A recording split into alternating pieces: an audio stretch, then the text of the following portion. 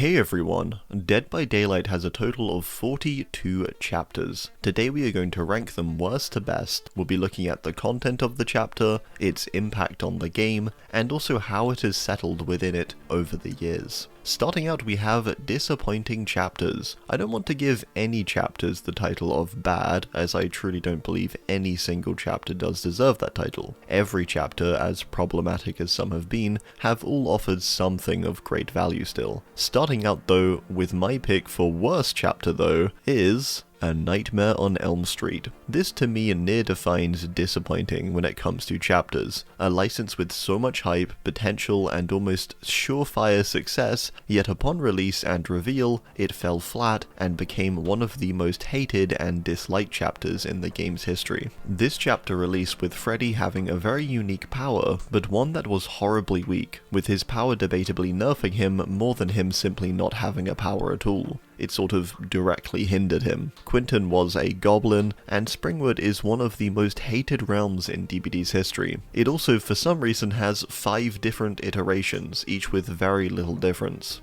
Over the years, much of this content has simply felt neglected. Quentin especially, aside his facial rework years later, was largely forgotten. Springwood remained problematic and became even more so with the addition of breakable walls, and later evolutions of DBD's gameplay. Freddy, whilst he currently is improved, went through multiple rough periods. He was incredibly weak, insanely strong but unfun, then unfun and weak, and now he's just okay, but redeemed. Nowadays, this chapter is viewed with simple disappointment, I would say, a shadow of what could have been. A Binding of Kin is still one of the most underwhelming chapters, and uniquely not for its actual content, but largely how this content has been treated over the years, essentially forgotten. It also coincidentally had what I think is the worst launch in DBD's history for any chapter, even that one that I know you're thinking of.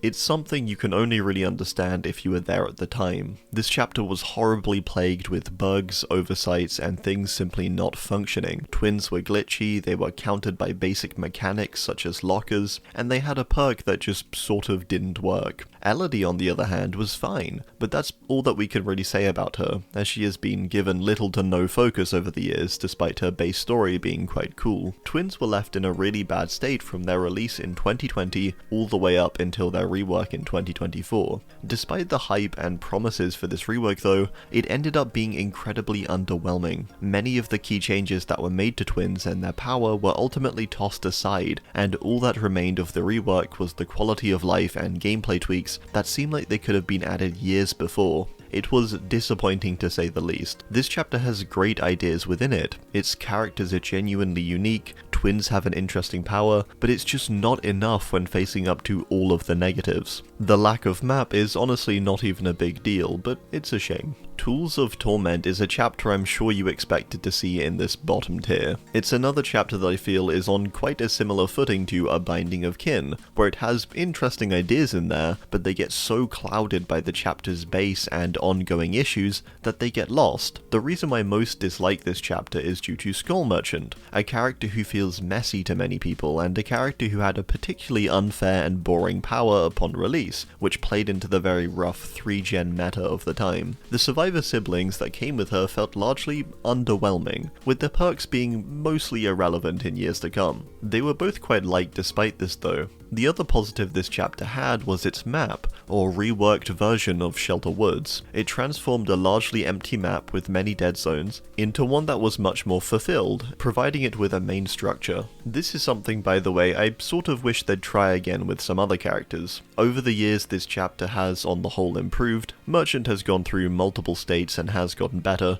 This was true at least up until her soft kill switch in late 2024. She was heavily nerfed to the point of being near unplayable due to how weak she was. This seems to be intentional too. For now, this chapter undeniably belongs in disappointing, being by far the most hated chapter in DBD's history, and with its killer essentially being kill switched for the time being. Decent Chapters is next, and features the chapters that are sort of just okay, a mix of good and bad, but overall leaned more into the good. Of Flesh and Mud is one of the most forgotten chapters, being one of few from the early days that didn't quite get the same love from the community as the others. It contained Hag, Ace, and the Backwater Swamp. All three I would debate are not loved all too much and somewhat forgettable, especially with time. Hag, while slow and weak on release, was buffed up to be one of the stronger and more annoying killers to face with time, over the years then falling into a state of low pick rates due to her eventual nerfs. A sad state, yet a character which has so rarely been touched by the developers despite a decent amount of issues. Her low pick rate unfortunately seems to feed into her lack of changes as well, a repeat cycle. Ace, whilst technically the best survivor in the game due to his quiet noises, is not loved all too much beyond this, I would say. Despite his fairly big personality and decent pick rate, he's rarely someone's favourite character, I think, like lore-wise. Unless of course your name is Cupid Birds. Swamp has always had its issues with it being far too large and simply problematic in so many aspects. It's one of few maps too which have not received a visual and gameplay rework since as far back as patch 2.3.0, with it not being included in the Realm Beyond update. Of Flesh and Mud has overall decent elements, but all have largely been left in the dust in favour of larger and more problematic content. It doesn't urgently need solving, but it is a shame it's reached this state too. Forged in Fog is quite a controversial chapter, with its introduction of the bot or AI focused Knight. Knight over the years has on the whole improved quite a bit in my opinion. Where he's been in a few phases of not being the most fun to face, he is otherwise though a cool character, being well designed visually and really being 4 characters with each of his guards having their own names, designs and abilities. Vittorio is a bit odd in places but has an interesting lore focused story and cool visual design, with his cosmetics coming from medieval times all the way to the modern day. That's pretty unique. The Decimated Borgo, this chapter's map, has got to be the worst element of this chapter though, and a persistent problem. On release this map was just awful, maybe one of the worst maps that they've put to live I think in the state it was. Huge, tons of palettes, and horribly orange and bright. It's been reworked over the years to be better, and to have a completely new colour palette, but I still find the map too weirdly flat and empty. This is quite a cohesive chapter, and I appreciate a lot what it did, but it's not great on the whole. The Last Breath is a contributor to some of the game's most problematic elements. The Nurse for One is a character who, since her launch and up to the current day, has become the benchmark for how strong a character can be. This isn't inherently a bad thing of course, but it does sort of become one due to her breaking many aspects of the game and ignoring the rules. Nia is an overall good addition too, I think. Her perks have been present and impactful enough in gameplay, and her design is quite cool. She's become one of the most loved and played survivors out of the entire roster. She's always up there in the top played survivors. Crota's Pren Asylum is a map I take issue with. It's always been problematic and very survivor-sided, with its incredibly strong central structure and massive space surrounding it. Over the years this chapter has stayed relatively the same. The main difference is Nurse and how she's been changed over the years, being nerfed overall, but still really strong. Her problems, however, have pretty much always been there, and while she's been altered and nerfed, she's still always been the game's strongest character by a long shot. Hellraiser had a rather rocky release with its controversy and the removal of Pinhead's voice lines before they returned once more. We can't forget too the fact that Pinhead is also leaving in April of 2025, a chapter which is highly unlikely to return in my opinion. This chapter is considered a full one too, despite it just being Pinhead. Pinhead is cool too, he's translated incredibly well and faithfully, despite how difficult it may have initially seemed to transfer him over into DBD. His power is unique, his add-ons are all pretty fun too, but there's something missing about this chapter I think. There's sort of an emptiness. Maybe due to its lack of content, maybe due to its lack of updates or cosmetics, or just general changes, I'm not sure. It's a chapter unlike Stranger Things though that likely won't be nearly as missed, with Pinhead's pick rates already being very low, sitting above 1% on Nightlight prior to his leaving announcement. Doomed Course is a chapter I really want to place higher, but I can't deny it's had its issues. Houndmaster upon release was incredibly buggy, having one of the buggiest releases in the game's history, story. Not Twins level or even close really, but it wasn't good. Otherwise though, Houndmaster is really great I think. She has an interesting backstory, a great design, and her power when it's working well is fun. This chapter does benefit from it being relatively new at the time of this video's release, so maybe things change. Tori is the other element of this chapter, with it not technically having a map. Ormond Lake Mine sort of pairs with this chapter, but it's not officially a part of it, with it releasing with the winter event of 2024, which is a shame because I love that map, it would have boosted the rating. Tori is a weird case because for all of the things you learn about her, she should be really cool. The cultist who seems more fitting as a killer but placed as a survivor by the entity. But she's kind of boring, I think, honestly, and her perks are quite bad. Invocation Treacherous Crows is debatably the worst perk in the game, and maybe the worst the game has ever seen. Shoulder the Burden, of course, has gameplay impact, but for the general player population, it doesn't really. It's the kind of perk that doesn't affect my games much, as a solo queue player mostly, but I understand how it might affect the games of better players. Ash vs Evil Dead is a half chapter, and I really hate to place it so low, but it's also a chapter that deserves the placement ultimately. It's groovy at its core, and really cool that we got Bruce Campbell's voice in-game, but that's also sort of where the appeal of this chapter ends, I think. Whilst Ash is fun, he's largely impacted gameplay fairly negatively with his perks. Metal of Man had its brief period of being ridiculously overpowered,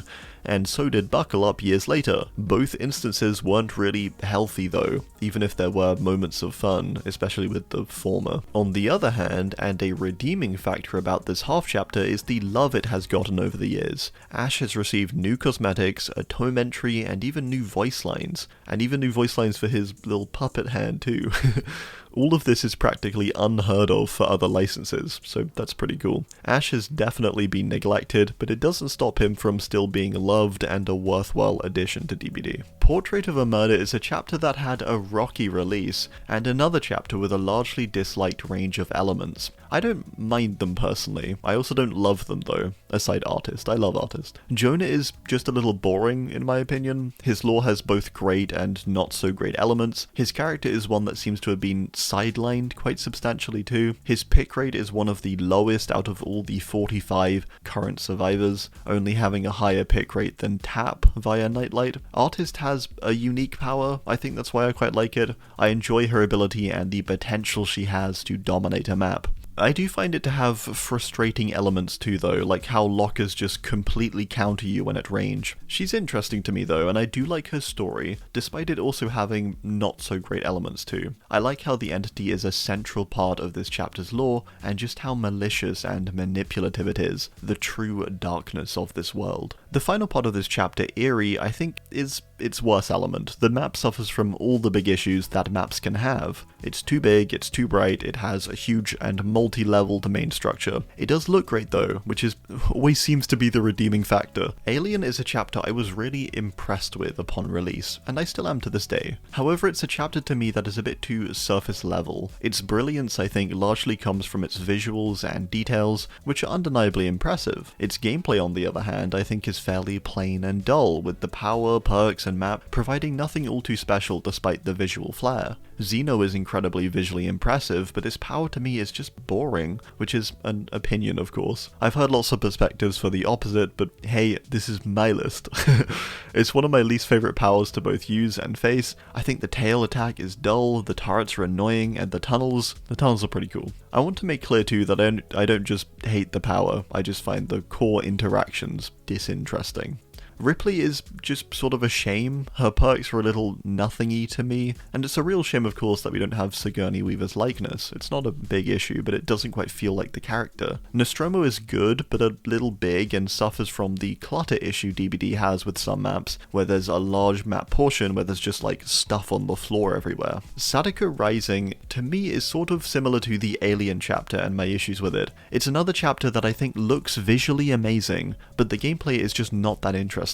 Sadako is incredibly cool, her visuals, attention to detail, and lobby jumpscare are all really cool. Her gameplay, on the other hand, is just not it for me. It's also had a lot of struggles over the years finding a good spot. and I just don't think it quite works. It's a power that has always sort of encouraged lots of slugging and just not engaging with regular gameplay, instead going for Condemned. Yuichi I do really like as well. He's a character that's essentially original beyond his name and origin, with DBD aging him up and providing him a completely new backstory to fill the gap in. I also just like his visual look too, it's quite unique. His perks have the right intentions, I think, but they just aren't quite it for me. Good chapters are chapters that are on the whole good, but with some rocky elements or features, but on the whole, very solid. Alan Wake is a half chapter that released with just our boy Alan. I like Alan. He's visually sharp and faithful, his voice lines are incredibly recorded by Matthew Peretta, and he even got a tome, which is kind of awesome. His perks are not very impactful, but I do think they're all fine, they're all decent, and provide something worthwhile. It's a solid entry for what it is. Tomb Raider is a similar deal. It's a half chapter which only includes survivor Lara Croft. Lara is also very visually faithful. She too has well recorded voice lines and a number of cool cosmetics. I also just really like her placement in the game, with her being one of these horror adjacent type characters. Finesse is also a banger perk, and her other two are fine. Another good entry. Hour of the Witch is a half chapter that features just survivor Michaela Reed. It was a little more impactful though, debatably, compared to other half chapters, as she also introduced the boon mechanic, the survivor equivalent of hexes. Boons have impacted the game considerably. In the first year of their release, they essentially became the meta, with Boon's Circle of Healing taking the stage and eventually evolving into a general heal meta later on. Boons and their effect on the game sort of feel sometimes like they start and end with Circle of Healing though. Michaela's other perks, Boon Shadow Step and Clairvoyance, were a little nothingy then and in the long run. Gameplay aside, Michaela is a character I do love a lot. She has a unique place in DBD's lore, she's got a high pick rate and a range of great cosmetics. Leatherface is a half chapter that upon release would have definitely been disappointing, but over the years has really earned and solidified its place higher up this list. I still think though that its initial release does tank its score though, which we do have to take into account. It was released unfinished really. Bubba had a simplistic power, with add-ons that were copied over from Billy, who of course is a completely differently performing character, who also just happens to have a chainsaw. Over the years, Bubba was morphed into something more unique, with his patch in 2020 and with various buffs and reworks over the years, to where now he's quite loved actually and appreciated a lot in gameplay. He's seen as quite fun and fair, despite his past of being known as the definitive camping killer. He's certainly a character I've warmed to myself. Darkness Among Us is a unique chapter featuring Legion, Jeff, and Mount Ormond Resort. This chapter launched with a lot of issues with Legion. Legion had a weak power which then turned into a problematic one, and then into an annoying one, until their eventual rework where they became very solid all round. Legion have always been a problem due to their reliance on the mending mechanic, which is largely quite dull and frustrating to face. They offer unique gameplay, but this doesn't mean they're fun to face. Jeff is great, he's solid, and his only issue I think was the brief abundance of his perk Distortion after it was buffed. This was hardly an issue though. Jeff and Legion both have interesting lore to me, and I really like how Jeff is presented and how different he was at the time, especially to other survivors. Ormond is another problematic element of this chapter. It's a map that has had issues both before and after its reworks. One thing I've always loved about it though is that it's snowy, which I just love. I love the setting. I do think its gameplay has never been great though, but I also don't think it's been terrible or anything either. Descend Beyond had a rough release due to the times, but it was actually a really good chapter despite this tough launch. It slowly came into its own, especially with Blight coming to the forefront and becoming such a huge part of DBD and its meta. This chapter released in September of 2020 and featured Blight and Felix Richter. It had issues initially, with Blight having poor collision and being way too short. With time though, Blight became incredibly strong and established himself as one of the best, and the best aside Nurse, in the game. He shook up the meta, taking the number 2 spot from Spirit, and for the best too I think. He's widely considered as fun and balanced despite his strength and placement in the S tier. His add-ons have been a bit rocky and overpowered, but over time they've found their place too. Felix is the more unfortunate part of this chapter. He's been somewhat neglected over the years, I'll say, never getting a tome or much expansion to his story, never having particularly impactful perks, and having a varied presentation in his cosmetics. That seems quite inconsistent compared to other characters. Shattered Bloodline contains Spirit Adam and the family residence Yamaoka estate map. all good additions to DBD, all with a really good range of perks too. The map is solid I think, and the main issue this chapter always had was with Spirit and her power. Spirit's power has been in ridiculously strong states throughout the years, being completely busted and near uncounterable for a number. Nowadays she's better I think, but not quite perfect. I do appreciate many aspects of this chapter more widely. It's visually and aesthetically really impressive and well done, and it has solid lore between its characters too. My only issue, but rather big one still, is just with Spirit's powers and its counters, and also accessibility. Roots of Dread is a chapter I wish I could speak more highly of. I can speak very highly of it, I want to clarify, but I wish I could say it was better. It's a chapter featuring Dredge, Haddie, and the Garden of Joy. To start, this chapter was incredible for what it did. It brought back horror to the game, with it seeming to really want to position itself in this way too upon its release. Dredge was introduced as this creepy abomination, with a power that spread darkness throughout the map. Dredge is awesome for its lore and visuals, but its power has never quite done it for me. It feels disjointed to me, and it's always had issues with being so map reliant, with locker placement being so wildly inconsistent across the various realms. Some realms still just have these whole corners of the map where there's just nothing. Dredge has fun abilities and great ideas behind them, but I've never been convinced on them being coherent together either. Haddie, despite the lead up to her release in the lore, is disappointing to say the least. Not her herself, as she's actually really cool. It's a bit of a shame we didn't get Tome Haddie, but our Haddie is still great.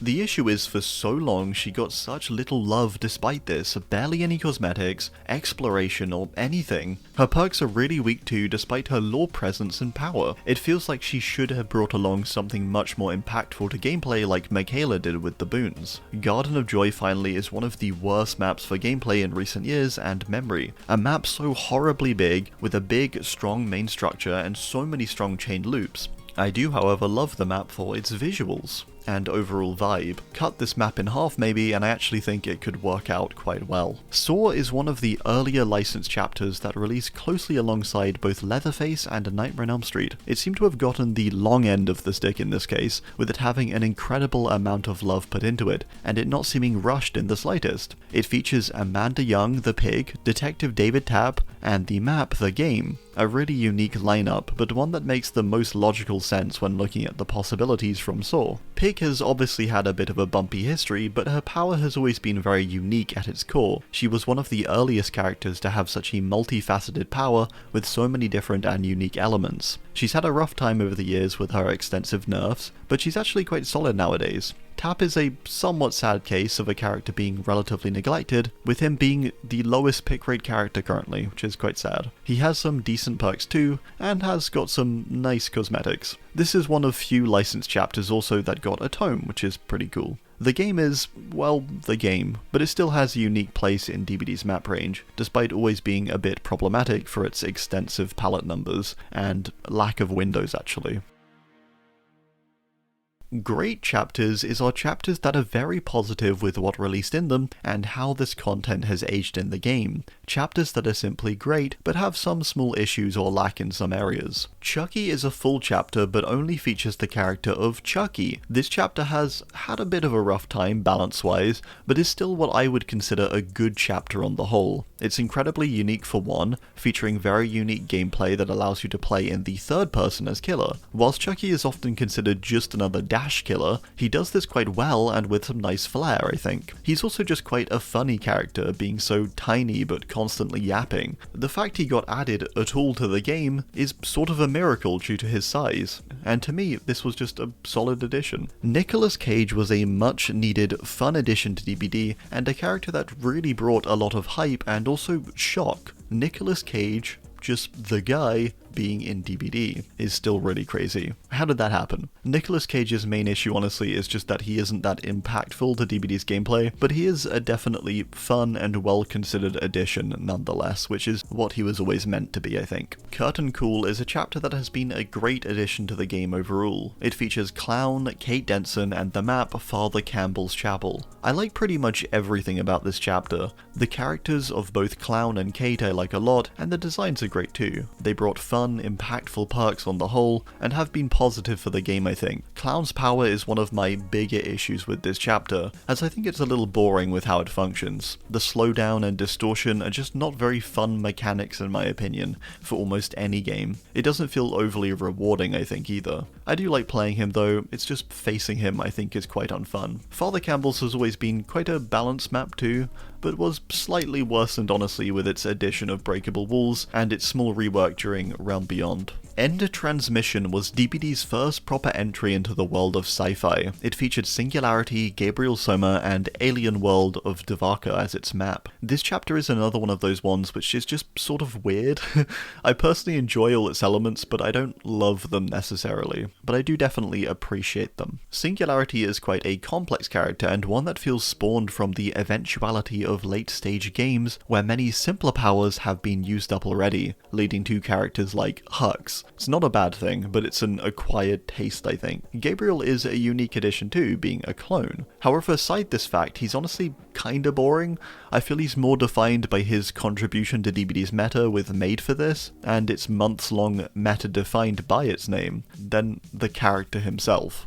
He's really not a popular character aside this, and I think it's maybe for how pigeonholed he is with his cosmetics all being futuristic and his actual character and vibe just being quite disinteresting and flat. Devaka is a decent map I think gameplay-wise, but it is one of those more controversial maps which is an acquired taste. Lots of people hate this map for how busy it is on the eyes. It's got so many tangling elements and bright abrasive colours. It can be a little overwhelming. On the whole though, I don't think it's really a problem, and its gameplay is actually very solid. Castlevania is a chapter that has a lot of love and consideration put into it, which can be seen by its visuals and attention to detail. It has Dracula and Trevor Belmont, and whilst not having a map, does have a map element, which is Dracula's castle appearing in all original realms when in trial. Dracula has a cool power featuring 3 different forms to switch between, something never really seen before.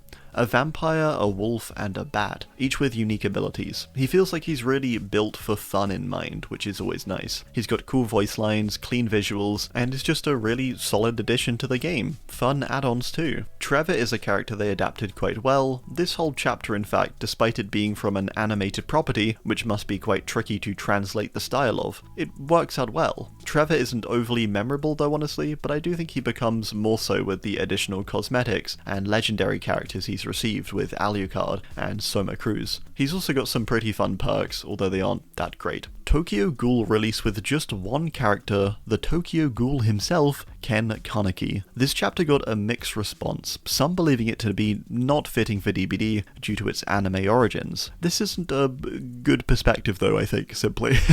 He definitely does fit, and so does Tokyo Ghoul, with him having quite a horrifying backstory. Kaneki has a very unique and dynamic power too, enabling him to climb throughout the trial with use of his tentacles. He looks great, has a unique power, and a number of quite cool add-ons, and some decent perks. A small chapter, but just a really fun one. Spark of Madness is a chapter that is basically considered base game content at this point, with it being so integrated. It features Feng Min, the Doctor, and the map Larry's Memorial Institute, all things that are basically a core part of the game now. Doctor is a character I both love and hate, but I do appreciate how he fits into the game and what he provides. He's also been incredibly consistent over the years too, with a number of good add-ons and perks. Min is also a core part of the game, and one of the most loved survivors, with a bunch of cosmetics. She has some really strong, consistent perks like Lythan Alert too. Larry's is probably the most disputed amongst this chapter's elements, but personally I enjoy this map a lot, and it might even be one of my favourites in the game. Again, probably a top 3 or top 5. I do have a bit of bias toward indoor maps though, liking Larry's and RPD quite a bit. A Lullaby for the Dark released with Huntress, David King, and the Mother's Dwelling map. A sort of odd combination, but one that was incredibly solid. Huntress has, and likely always will be, one of the best examples of a ranged killer in gameplay. She provides a unique take on the trials, and perfectly balances simplicity with complexity. David is a character who has both defined the meta over the years with his perk Dead Hard, whilst also having the worst perk in the game, No Mither. He's a staple really of DBD, and despite this being a chapter, he feels like he's always been a base game character, much like Huntress. Mother's Dwelling is the most problematic element of this chapter, being the largest map in the game for a long time, which is simply not the best for DBD's gameplay. Aside this though, I have always personally enjoyed the vibe of this realm a lot. I really like the cabin and the rainy atmosphere. All Kill is a chapter that will likely always be considered a hot take for being placed so high, but this is a chapter I've always loved despite its flaws, which it definitely has too. It has one of the best releases and marketing campaigns of any chapter, featuring a whole original music track recorded by the Trickster. It's a banger too. This chapter is bright, colourful, but it retains DBD's dark undertone throughout, with its characters being very complex and well considered. Trickster is honestly one of the scariest killers out there when it comes to his intentions and backstory, all packaged behind this, bright package. Yunjin is one of our more morally grey survivors and explores an interesting relationship with the Trickster, and how she juggles with morality and her closeness to Ji-woon. The gameplay of this chapter is admittedly a bit more rocky, with Trickster having a largely disliked power over the years. Yunjin hasn't necessarily provided much in the way of gameplay either, aside from herself and her cool cosmetics. This is a great chapter for fashion though, I suppose. The map of this chapter I wish I could talk about, the highly requested Neon City that we've unfortunately never gotten. A factor that could have made this chapter perfect, I would debate. I really love this chapter and its incredible music and visuals. Amazing chapters are the chapters of DBD that were pretty much home runs aside a few elements that make them not quite perfect, but very near to being. Left Behind is a half chapter and the first the game received back in its early days. It featured the character Bill Overbeck and also a number of cosmetics for the original 4 survivors, which made reference to other characters from the Left 4 Dead universe. Bill is simple, but he's near perfect, with some of the best but also most healthy perks the game has ever seen on the survivor side, and Left Behind. So much so that many of these have been tested to become base kit, Borrowed Time becoming partly base kit, and Unbreakable being tested for it but eventually scrapped. Bill got a tome, he's had a few cool cosmetics, and he's just Bill. From his release until now, he's been a really core part of DBD, despite the small scale of this half chapter. Halloween is an iconic part of horror as a whole, and has solidified itself into DBD since its very early release as the game's second ever chapter, and first ever licensed chapter that paved the way for many and more to come. This chapter deserves a lot of respect for what it did for the game. This license being translated so respectfully and so well into DBD seemingly allowed for so many more to come after it. Whilst Myers has had a bit of a rough time over the years in terms of gameplay, he's also been very loved despite this and appreciated for his unique take on DBD's gameplay. He's always had one of the most unique ranges of add-ons and a quirky power in comparison to many others. Laurie has been responsible for many strong periods of DBD's meta, and whilst there has been a lot of negative with this, there's also been a lot of positive. DS is in a good spot nowadays as an anti-tunnel perk, for example, but was at one point just really a negative impact in gameplay and was completely misused. Haddonfield, I would say, is the weakest part of this chapter, with its clear problems over the years. It's slightly better now, but by no means great. It still has a lot of issues, I think, but it's better than old Haddonfield. Dungeons & Dragons was a chapter in which I had very low expectations for upon its announcement. I was very uncertain when it came to this chapter, especially with its slated release in June of 2024 for Dead by Daylight's 8th year anniversary. It delivered though, absolutely. A chapter that has so much love put into it, so many cool details and concepts, and just everything is so clearly thought out, even if some areas don't quite deliver in my opinion. I can see the vision. Vecna is the killer and one of the coolest in terms of his power. He has 4 different abilities selectable on a wheel, and is able to juggle between them to form a coherent power. It's awesome and a lot of fun to use. His voice lines are also just incredible, with him being voiced by Matthew Mercer. There's also all the additional items they added for this character, with the Vecna specific items, interactions, and chests in the trials. Just so awesome. The bards are my main issue with this chapter. I love them, conceptually, but they just don't quite provide enough and just aren't very interesting, honestly. For a D&D chapter, it really felt like something more unique could have been chosen. An elf is cool, but then the other bard, Bearmar, is just a human guy. He's just a guy. It's a shame. I do like how they can be switched between and wear whatever cosmetics they like, but I do wish there was more freedom here, more customization, or just more out there possibilities for a D&D release. The map has great details and a beautifully designed lower floor, but it is not a balanced map. It also introduced portals, which is a very novel concept. It has clear issues due to its division between its floors though, and leads to a lot of problems when playing on it despite how much I do like the concept. Demise of the Faithful has Plague, Jane Romero, and the Temple of Purgation. I want to praise this chapter initially for the map actually, because I think it's my favourite map of the game. A top 3 at least. I really like the atmosphere, the grand scale of the central temple structure, and all the small details to be found within it. Plague is a great example of unique gameplay for DBD, a character who functions very differently to almost every other, yet does still remain fair despite this, unlike Nurse for example. She also comes with 3 unique and quite strong perks which have overall positively impacted the game. Jane is a character I find to have a somewhat compelling backstory, with some definitely interesting and cool elements. She also has one of the best perks made, Head On, and her others which are there too I guess. I like how unique this chapter is overall, pairing up 2 characters who seem initially disconnected, but actually hold a high number of thematic links. Debatably DBD's most unique chapter with 2 largely compelling stories and a really solid map.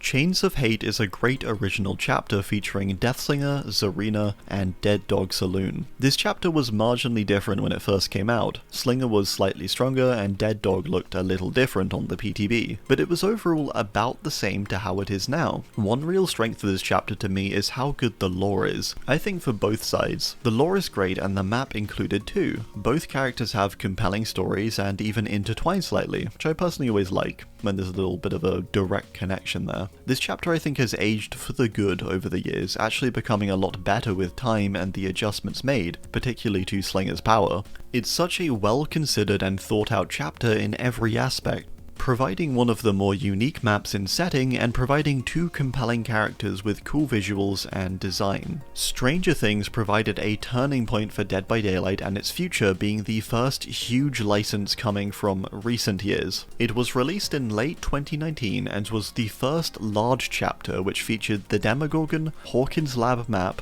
but also 2 survivors, Steve and Nancy. Demogorgon has and likely always will be one of the most beloved characters released to the game, having a fun and balanced power that has stood the test of time too, with its add-ons really being the only downside I think, being a little bit boring. Steve and Nancy are both very visually faithful I think, and also released with some quite unique and decently strong perks too that have found a solid place in the game over the years. Hawkins is probably the weakest part of this release, being loved or hated depending on who you ask.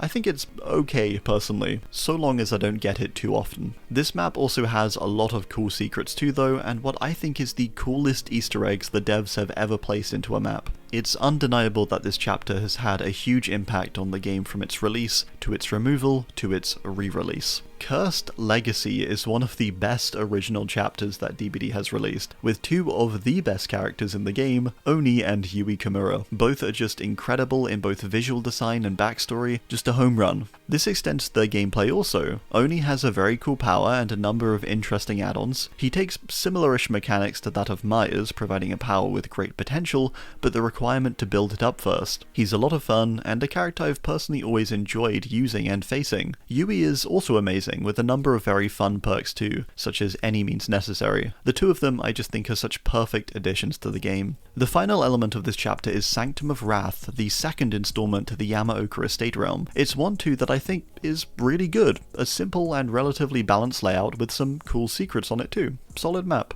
Resident Evil was the game's biggest chapter numbers-wise, larger even than Stranger Things. This was in part likely due to the year it was released in though, when most people were at home. It is however an incredible chapter. It featured a huge lineup of Nemesis, Jill Valentine, Leon S. Kennedy, and the RPD map. It was clearly going for all the heavy hitters from the RE universe, and it certainly delivered. Nemesis provides some very fun yet simple gameplay. I think his greatest downside is that his add-ons are just awful for the most part and pretty boring. I've always liked too how he introduced zombies, which at the time especially was a very cool and unique mechanic. Jill and Leon both introduced some fun elements too, like flashbangs and the blast mine, with this being the chapter where limited trial items began to become more prevalent. RPD had some huge issues on launch and even caused a lot of lag and crashing on consoles. It was fixed over time though, and eventually the map was scrapped in favour of its 2 smaller iterations split into separate parts. Original RPD was admittedly a bit of a mess, but it was certainly a visually stunning mess, which had a lot of cool details and features regardless. Perfect chapters is exactly what it says. Chapters that I think are simply perfect, and their flaws may be there, but they're too minimal to measure up to the chapter's successes. Ghostface was a lone character but is considered a full chapter despite this. Ghostface I think is perfect, despite his issues. He's a killer who has become so well integrated and loved in DBD's gameplay. I would also argue he's one of, if not the best Ghostface version out there. He is after all a completely original behaviour creation, all aside the mask, as the license is just the mask. The character is all behaviour.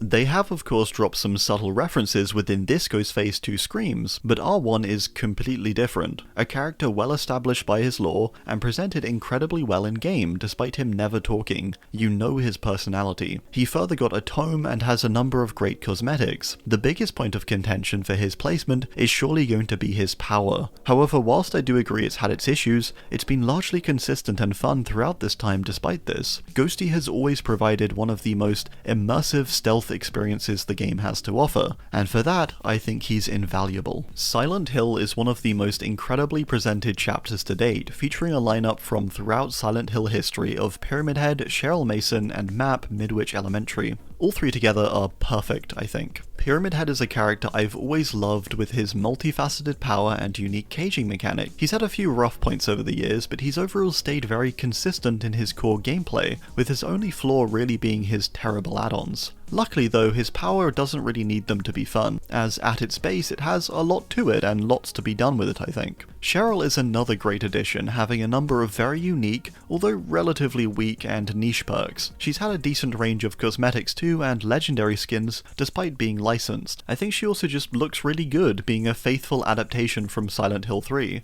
Midwich has a similar and even higher quality, being one of the most detailed and secret-filled maps to date, with gameplay that is good for the most part. I really like this map, but there are some times when it becomes a bit annoying, I think, due to its unique layout, but I think it's also good for that reason too. This chapter was incredible for Dead by Daylight's 4th year anniversary. It always holds a special place in my heart too, being the first big update I covered when I first started making videos. Resident Evil Project W is a chapter with an odd combination of characters from Resident Evil. They all do connect, but it's a little jumbled. I remember when this chapter was leaked really early, and the response to it was one of mild confusion about why these characters together. But it works, and I do think despite this oddness, it's a perfect chapter. Wesker is one of the most universally agreed upon fair, fun, and positive additions to the game in recent memory, as a killer with his power. He's a little goofy, but his personality, voice lines, and overall vibe still fits DBD really well, and is a nice change a lot of the time too. Both Ada and Rebecca were great additions also. They came with interesting enough perks that had overall a positive effect on gameplay. They're also just both very visually faithful and have fun quirks about each of them. This chapter finally introduced the RPD, again.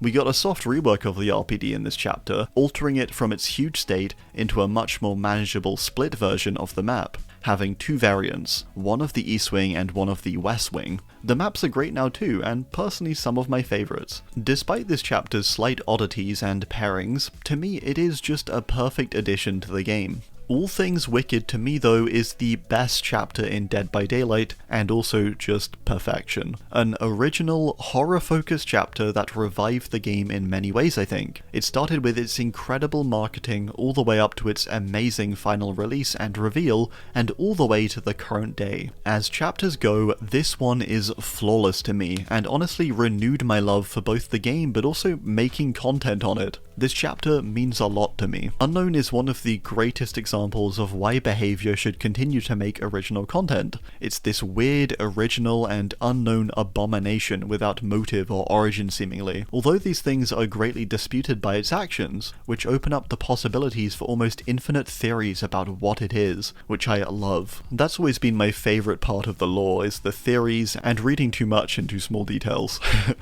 Its power is also really cool and quite unique, featuring a bouncing projectile and hallucination type of mechanic, freaky and incredibly well recorded voice lines, cool cosmetic sets, and some very unique lore too. Saber, whilst being a bit over the top with how she's presented and written, is a great character and addition to the game. Despite her being over the top too, I sort of like it and enjoy it just due to how fun it is. Sometimes it's okay for the game to be a bit goofy and silly, I think, and go over the top like this. It would be a different case if every character was written like her, but as a one-off, I think it's great. She's quickly become a fan favourite too, which is always nice. We then finally have Greenville Square, a map which makes up the second and better part of the Withered Isle realm. This map is simply incredible, featuring brand new loops with cool quirks like double pallets, lots of secrets, details, and small Easter eggs to be found too. So there we have it, all 42 chapters ranked worst to best. Let me know your thoughts, as always, down below.